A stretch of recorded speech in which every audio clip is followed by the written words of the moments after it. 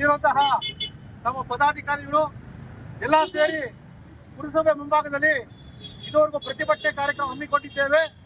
ಇದರ ಮುಖ್ಯ ಉದ್ದೇಶ ಏನೆಂದರೆ ವಿವಿಧ ಬೇಡಿಕೆಗಳ ಈಡೇರಿಕೆಗಾಗಿ ಇವತ್ತು ಪುರಸಭೆ ಮುಖ್ಯಾಧಿಕಾರಿಗಳಿಗೆ ಒಂದು ಮನವಿ ಪತ್ರವನ್ನು ಕೊಡ್ತಾ ಇದ್ದೀವಿ. ಇದರಲ್ಲಿ ಮೊದಲನೇ ಅಂಶ ಬಂದು ಇತ್ತೀಚೆಗೆ ಬಾಗೇಪಲ್ಲಿ ಪುರಸಭೆಯಲ್ಲಿ ಸಮುದಾಯ ಸಜ್ಜುಗೊಳಿಸುವವರು ಕಮ್ಯುನಿಟಿ ಮೊಬೈಲೈಸರ್ಸ್ ಹುದ್ದೆಗಳಿಗೆ ಆಯ್ಕೆ ಮಾಡಲಾಗಿದೆ.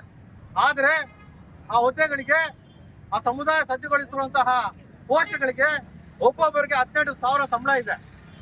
ಆದರೆ ಈ ಆಯ್ಕೆ ಮಾಡಲು ಸರ್ಕಾರಿ ಮಾನದಂಡಗಳನ್ನು ಪಾಲನೆ ಮಾಡಿಲ್ಲ. ಜೊತೆಗೆ ಪತ್ರಿಕೆಗೆ ಹೇಳಿಕೆ ಕೊಟ್ಟಿಲ್ಲ, ನೋಟಿಸ್ ಕೊಟ್ಟಿಲ್ಲ.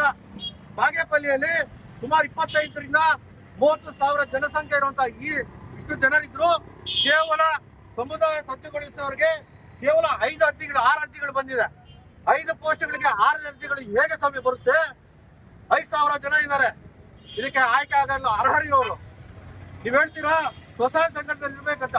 ಸ್ವಸಹಾಯ ಸಂಘದಲ್ಲಿ ಇರೋರೇ ಸುಮಾರು 5,000 ಜನ ಇದ್ದಾರೆ. ಯಾಕೆ ನೀವು ಮಾಹಿತಿ ಕೊಟ್ಟಿಲ್ಲ?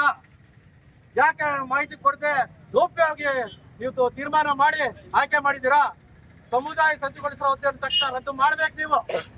ಮತ್ತೆ ಸಮುದಾಯ ಸಜ್ಜುಗೊಳಿಸುವವರ ಹುದ್ದೆಗಳಿಗೆ ಪುನರ್ ಅರ್ಜಿಗಳನ್ನು ಆಹ್ವಾನಿಸಿ ನೀವು ಕಾನೂನುಬದ್ಧವಾಗಿ ಅರ್ಹರಿಗೆ ಕೊಡಿ.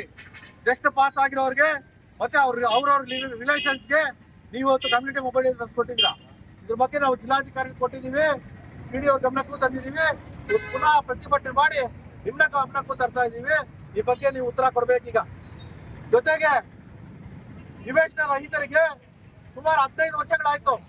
ಯಾಕೆ ನಿವೇಶನಗಳು ಪುರಸಭೆಯಿಂದ ಕೊಡ್ತಾ ಇಲ್ಲ?